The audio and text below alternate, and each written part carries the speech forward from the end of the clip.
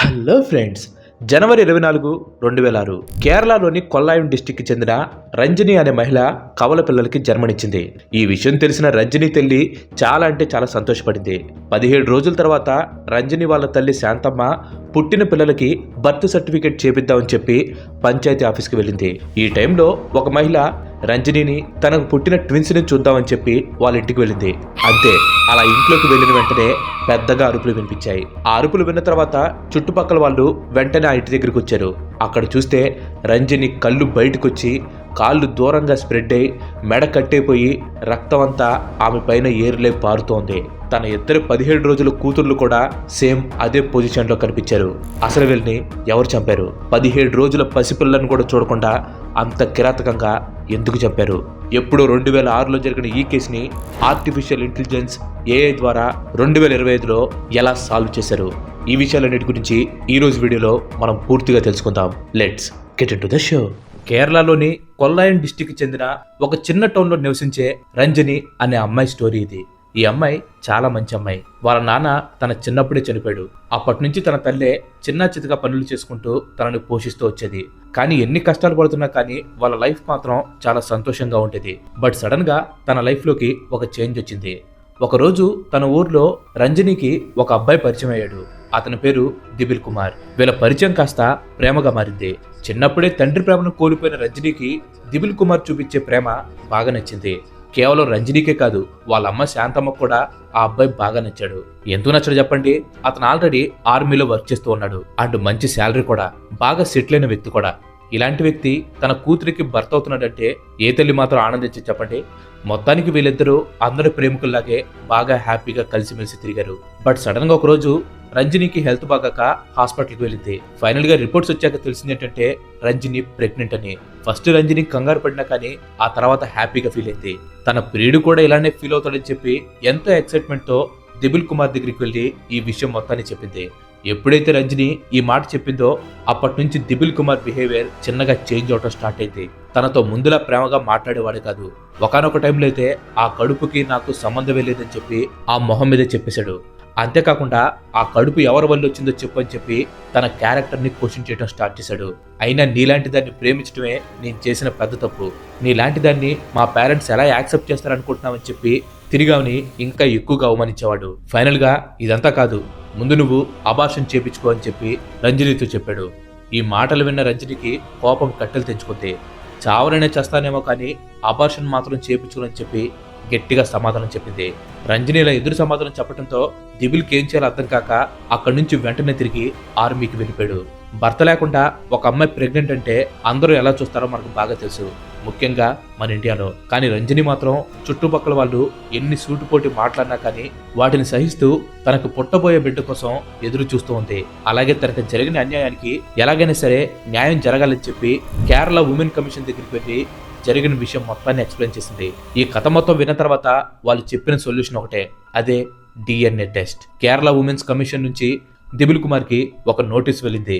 మీ camp అయిపోయిన తర్వాత వెంటనే DNA శాంపిల్స్ ని టెస్ట్ కోసం ఇవ్వాలని చెప్పి దాంట్లో రాసింది. ఇది చూసిన దిబిల్ కుమార్ కి ఏం చేయాలో అర్థం కాలేదు. ఇటిలో ఉంటే ఇక్కడ రంజని ప్రెగ్నెన్సీ పెరుగుతున్న కొద్దీ చుట్టుపక్కల వాళ్ళు తనని దారుణంగా అవమానించడం మొదలు పెట్టారు. ఈ అవమానాలు తట్టుకోలేక వేరే ఊరు వెళ్లి ప్రశాంతంగా ఉందామని చెప్పి తను తన తల్లి శాంతమ్మ కలిసి తిరువనంతపురంకి బయలుదేరారు. బట్ అలా ఆ రోజు వాళ్ళు తిరువనంతపురంకి వెళ్లటమే వాళ్ళు చేసిన అతిపెద్ద తప్పు. తిరువనంతపురంలో కొద్ది రోజులు గడిచిన తర్వాత రొటీన్ చెకప్ కోసం అని చెప్పి రంజని వాళ్ళ అమ్మ కలిసి హాస్పిటల్కి వెళ్లారు. అక్కడ వాళ్ళకి అనిల్ కుమార్ అని చెప్పి ఒక వ్యక్తి పరిచయం అయ్యాడు. నాది కూడా కొల్లం డిస్టిక్ అండి, మీరుండే ఊరి దగ్గరలోనే నేను కూడా ఉండేది. మా నాన్నకి బాగోపోతే ట్రీట్మెంట్ కోసం ఈ ఊరు వచ్చామని చెప్పి వాళ్ళతో మాటలు కలిపాడు. ఇది విన్న రంజనికి వాళ్ళ అమ్మకి చాలా సంతోషం అనిపించింది. ఎందుకంటే కొత్తూరు, ఎవరో తెలియక ఇబ్బంది పడుతూ ఉన్నారు. అలాంటి టైంలో వీళ్ళకి అనిల్ రూపంలో ఒక మంచి వ్యక్తి, మన ఊరు వ్యక్తి దొరికాడని చెప్పి ఆనందపడ్డారు. అనిల్ కుమార్ కూడా వీళ్ళతో బాగా కలిసిపోయాడు. పోను వీళ్ళ మధ్య ఫ్రెండ్షిప్ కూడా బాగా పెరిగింది. ఇదిలా ఉంటే రంజనికి డెలివరీ డేట్ దగ్గరికి వచ్చేసింది. డాక్టర్లు నార్మల్ డెలివరీ సాధ్యం కాదు, ఖచ్చితంగా ఆపరేషన్ చేసి తీరాలని చెప్పి ఆమెతో చెప్పడం జరిగింది. దీనికి తోడు కడుపులో ఉంది ఒక బిడ్డ కాదు 2 బిడ్డలు ఉన్నారని చెప్పి ఇంకొక షాకింగ్ న్యూస్ ని రంజనికి చెప్పారు. ఆపరేషన్ టైం అప్పుడు ఎక్కువ బ్లడ్ కూడా కావాల్సి వస్తుంది, సో దానికి అంతా ప్రిపేర్ అయి ఉండడం చెప్పి డాక్టర్స్ ఆమెకి చెప్పడం జరిగింది. ఈ విషయం మొత్తం తెలుసుకున్న అనిల్ కుమార్, నాది కూడా మీ బ్లడ్ గ్రూపే అండి, మీకు అభ్యంతరం లేకపోతే నేను బ్లడ్ డొనేట్ చేస్తానని చెప్పి వాళ్ళకి చెప్పాడు. ఈ మాట వినగానే తల్లి కూతుర్లు ఇద్దరు కూడా ఆనందపడిపోయారు. దేవుడి రూపంలో అనిల్ మన దగ్గరకు వచ్చి మనకు సహాయం చేస్తాడని చెప్పి ఒకరినొకరు చూసుకుంటూ సంతోషపడ్డారు. అనిల్ ఇంత సహాయం చేస్తూ ఉండడంతో రంజని తన స్టోరీ మొత్తాన్ని అనిల్ కి చెప్పడం స్టార్ట్ చేసింది. తన లవ్ స్టోరీని, దిబిల్ చేసిన మోసాన్ని, చుట్టుపక్కల వాళ్ళు చేసిన అవమానాన్ని అన్నిటిని కూడా అనిల్ కుమార్ తో షేర్ చేసుకుంది. తన చెప్పిన స్టోరీ మొత్తాన్ని పూర్తిగా విన్న అనిల్ కుమార్, డోంట్ వరీ, నువ్వు రికవరీ అయిన తర్వాత దిబిల్ ను కూడా మనం వెతుకుతామని చెప్పి తనకు ధైర్యం చెప్పాడు. అలాగే తను ఇంకొక ఆఫర్ కూడా ఇచ్చాడు. మీరు డెలివరీ అయిన తర్వాత మీ ఊరు వెళ్లాల్సిన అవసరం లేదు, మీరు ఇక్కడే ఉండొచ్చు, మీరు ఉండటానికి ఇల్లు కూడా నేనే చూసి పెడతాను, మీరు దానికి రెంట్ కూడా కట్టాల్సిన అవసరం లేదు, దాని సంగతి కూడా నేనే చూసుకుంటానని చెప్పి వాళ్ళిద్దరికి ప్రామిస్ చేశాడు. మొత్తానికి డెలివరీ డేట్ రానే వచ్చింది. రంజనికి 2 ఆడపిల్లలు పుట్టారు. ఈ విషయం తెలియడంతో అనిల్ స్వీట్స్ తీసుకుని వచ్చి అందరికి పంచిపెట్టాడు. చెప్పాలంటే కొత్త ఇల్లు, కొత్త ప్రాంతం అంతా హ్యాపీగానే ఉంది. బట్ 17 రోజుల తర్వాత ఈ ఆనందం మొత్తం చల్లా చెదిరైపోయింది. రంజనిని తన 17 రోజుల 2 కూతుర్ని అతి కిరాతకంగా చంపేశారు. వెంటనే ఈ విషయం తెలుసుకున్న పోలీసులు రంగంలోకి దిగారు. శాంతమ్మతో మాట్లాడి జరిగిన వివరాలన్నీ కూడా పూర్తిగా తెలుసుకున్నారు. శాంతమ్మ చెప్పిన స్టోరీని బట్టి దిబిల్ కుమార్ ఇందులో ఫస్ట్ సస్పెక్ట్ అని చెప్పి కంప్లైంట్ ని ఫైల్ చేశారు. దిబిల్ కుమార్ డిఎన్ఏ ఈ పిల్లల డిఎన్ఏతో మ్యాచ్ అయితే తనకు పనిష్మెంట్ ఉంటుందని, అలాగే లైఫ్ లాంగ్ తనను పోషించాలేమో, తన పరువు ఎక్కడ పోతుందనే ఉద్దేశంతో ఈ పని చేసుంటాడని చెప్పి పోలీసులు దిబిల్ ని ఫస్ట్ సస్పెక్ట్ కింద చూశారు. తర్వాత సెకండ్ సస్పెక్ట్ వచ్చేసి అనిల్ కుమార్. వీళ్ళకి ఎంతగానో సాయపడిన అనిల్ కుమార్ సడన్ గా హత్య జరిగిన రోజు నుంచి కనపడకుండా పోయాడు. సో దీంతో ఇతనేమైనా వాళ్ళ ముగ్గురిని హత్య చేసేసి అక్కడి నుంచి పారిపోయాడని చెప్పి ఆ కోణంలో కూడా పోలీసులు ఇంటరాగేట్ చేయడం స్టార్ట్ చేశారు. ఇలాంటి టైంలోనే పోలీసులకి రంజని ఇంటి బయట ఒక మోటార్ సైకిల్ కనిపించింది. ఆ నెంబర్ ప్లేట్ ఆధారంగా బండి ఓనర్ పేరుని వాళ్ళు కనుక్కోవడం జరిగింది. అతని పేరు వచ్చేసి రాజేష్. ఇంతకీ ఈ రాజేష్ ఎవరు, ఎందుకని వీళ్ళని ఇంత కిరాతకంగా చంపేశాడు? ఈ విషయం గురించి తెలుసుకునే ముందు ఇంతవరకు ఈ వీడియో చూసినట్టు ఈ వీడియో మీకు నచ్చిందని అనుకుంటున్నాను. మీకు నచ్చినట్లయితే ఈ వీడియోని ఖచ్చితంగా లైక్ చేయండి. అండ్ అలాగే మీరు మన ఛానల్కి ఇంతవరకు కనుక సబ్స్క్రైబ్ అయినట్లయితే మన ఛానల్కి తప్పకుండా సబ్స్క్రైబ్ అయ్యి పక్కనే ఉన్న గంటని ఆల్ ఆప్షన్ పెట్టుకోండి. ఆల్రెడీ లైక్ చేసి, షేర్ చేసి, సబ్స్క్రైబ్ చేసిన వారికి చాలా చాలా థ్యాంక్స్. రాజేష్ గురించి పోలీసులు ఇన్వెస్టిగేషన్ చేస్తున్నప్పుడు వాళ్ళకి మైండ్ పోయే విషయం ఒకటి తెలిసింది. అదేంటంటే రాజేష్ ఒక ఆర్మీ సోల్జర్. ఇంకో షాకింగ్ విషయం ఏంటంటే 2006 నుంచి తను సిక్ లీవ్ లో ఉన్నాడంట. తర్వాత పోలీసులు ఇంకా డీప్ గా ఇన్వెస్టిగేషన్ చేస్తే వాళ్ళకి ఇంకో షాకింగ్ విషయం తెలిసింది. అదేంటంటే రాజేష్ అండ్ దిబిల్ కుమార్ ఇద్దరు కూడా ఒకే రెసిడెంట్ లో వర్క్ చేసేవాళ్ళని. ఎస్, మీరందరూ గెస్ చేసింది కరెక్టే, వీళ్ళిద్దరూ మంచి ఫ్రెండ్స్. పోలీసులు ఎలాగైనా సరే వీళ్ళని పట్టుకోవాలని చెప్పి వాళ్ళు ఉంటున్న ఆర్మీ క్యాంప్ ని కన్సల్ట్ అయ్యారు. ఇక్కడ ఇంకో ట్విస్ట్ ఏంటంటే ఈ విషయం తెలియక ముందే వీళ్ళిద్దరూ అక్కడి నుంచి ఎస్కేప్ అయిపోయారు. బట్ ఆర్మీ వాళ్ళు రాజేష్ ఇంకా దిబిల్ కుమార్ యొక్క ఫొటోస్ ని పోలీసులకు పంపించారు. ఈ ఫొటోస్ చూసిన తర్వాత పోలీసులు ఈ కేసు ఈజీగా సాల్వ్ అయిపోతుందని చెప్పి హ్యాపీగా ఫీల్ అయిపోయారు. వాళ్ళ దగ్గర ఉన్న ఫొటోస్ ని శాంతమ్మకు చూపించి వీళ్ళని మీరు గుర్తుపట్టగలరా అని చెప్పి అడిగారు. ఆ ఫొటోస్ చూసిన వెంటనే శాంతమ్మ షాక్ అయిపోయింది. ఎందుకంటే ఆ ఫోటోలో దిబిల్ కుమార్ తో పాటు అనిల్ కుమార్ ఉన్నాడు. ఎస్, దిబిల్ కుమార్ ఫ్రెండ్ రాజేషే అనిల్ అనే పేరుతో వాళ్ళకు పరిచయమై ఈ దారుణాన్ని చేశాడు. పోస్ట్ మార్టం చేసిన తర్వాత పోలీసులు పిల్లల దగ్గర నుంచి డిఎన్ఏ శాంపిల్స్ ని కలెక్ట్ చేశారు.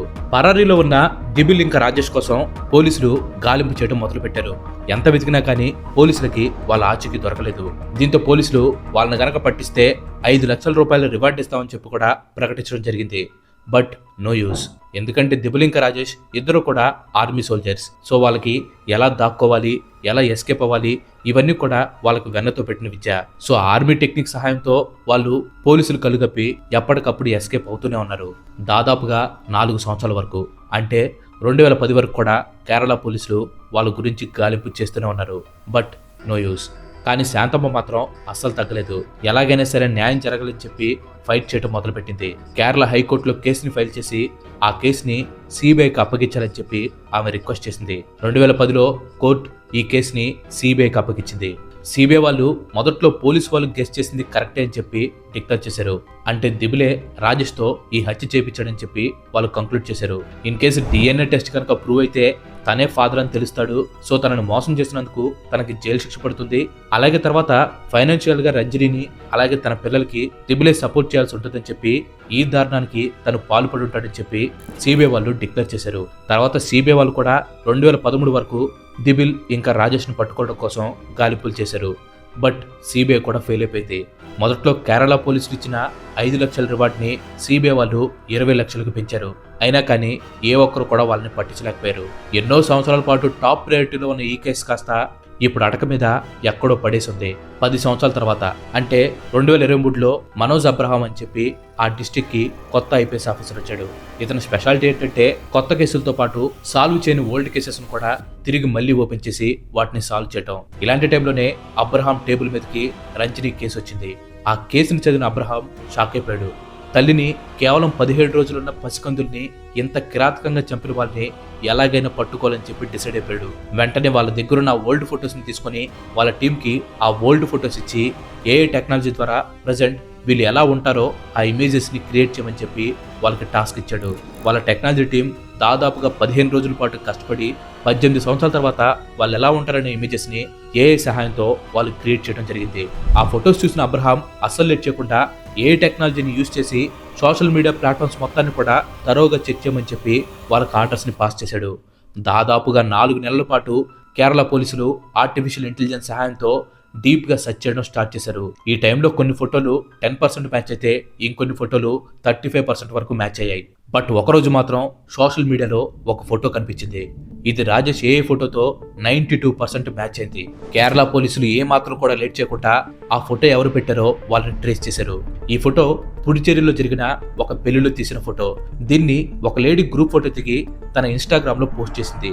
అబ్రహాం ఈ విషయం తెలుసుకున్న వెంటనే సిబిఐకి ఇన్ఫార్మ్ చేసి పుడుచేరి పోలీసుల హెల్ప్ తో రాజేష్ కి సిమిలర్ గా ఉన్న వ్యక్తిని వాళ్ళు పట్టుకున్నారు. ఇన్వెస్టిగేషన్ టైంలో ఆ లేడీని ఇతను ఎవరని చెప్పి అడిగినప్పుడు తను మా అంకుల్ అవుతాడు, అతని పేరు ప్రవీణ్ కుమార్ అని చెప్పింది. దీంతో ఆ ప్రవీణ్ కుమార్ అనే పేరు గల వ్యక్తిని పట్టుకున్న పోలీసులు నువ్వే కదా నిజమైన రాజేష్ చెప్పు అని చెప్పి అతను క్వశ్చన్ చేయడం జరిగింది. బట్ అతను మాత్రం లేదు నా పేరు ప్రవీణ్ కుమార్, రాజేష్ ఎవరో నాకు తెలియదు అని చెప్పి పోలీసులకు చెప్పాడు. కానీ పోలీసులు మాత్రం అవునవును నువ్వు రాజేష్వే, అనిల్ కుమార్ అనే పేరు కూడా నీదే, ఇప్పుడు ప్రవీణ్ కుమార్ అనే పేరు పెట్టుకొని తిరుగుతున్నావు, ఆ మాత్రం తెలియదు అని చెప్పేసి వాళ్ళ స్టైల్లో ఇంట్రాగేషన్ చేయడం స్టార్ట్ చేశారు. దీంతో ప్రవీణ్ కుమార్ అవును నేనే రాజేష్ అని చెప్పి ఒప్పేసుకున్నాడు. రాజేష్ దొరకడంతో అస్సలు టైం వేస్ట్ చేయకుండా దిబిల్ కుమార్ డీటెయిల్స్ కూడా పోలీసులు కనుగొన్నారు. వీళ్ళిద్దరూ కూడా ఇంటీరియర్ డిజైన్స్ లో బిజినెస్ పార్ట్నర్ గా ఉంటున్నారు. అలాగే దిబిల్ తన పేరుని విష్ణు అని చేంజ్ చేసుకుని ఒక టీచర్ ని పెళ్లి చేసుకుని తన జీవనాన్ని సాగించాడట. తర్వాత పోలీసులు విష్ణు అని మారు పేరు పెట్టుకున్న దిబిల్ ని అరెస్ట్ చేశారు. విష్ణు కూడా తనే దిబిల్ అని చెప్పి ఒప్పేసుకున్నాడు. ఈ ఏఐ టెక్నాలజీ ఫ్యూచర్ లో హెల్ప్ అవుతుందా లేదా ప్రమాదకరం అవుతుందో తెలియదు, కానీ ఈ కేసులో మాత్రం కేరళ పోలీసులు ఏఐ సహాయంతో 19 ఏళ్ల క్రితం నాటి కేసుని సాల్వ్ చేసి నేరస్తులకి తగిన శిక్ష పడేలాగా చేశారు. ఇలా 19 సంవత్సరాల తర్వాత శాంతమ్మకి చనిపోయిన తన కూతురు మనవరాలకి ఆర్టిఫిషియల్ ఇంటెలిజెన్స్ ద్వారా న్యాయం జరిగింది. సో దీనిపైన మీ ఒపీనియన్ ఏంటో ఖచ్చితంగా కింద కామెంట్ చేయండి. అండ్ అలాగే వీడియో నచ్చితే లైక్ చేయండి, షేర్ చేయండి. దాంతో పాటుగా మన ఛానల్కి సబ్స్క్రైబ్ అవ్వడం మాత్రం అసలు మర్చిపోకండి. Thanks for watching. ఇంకో మంచి ఎపిసోడ్లో మళ్ళీ కలుద్దాం. Till then bye bye, have a nice day.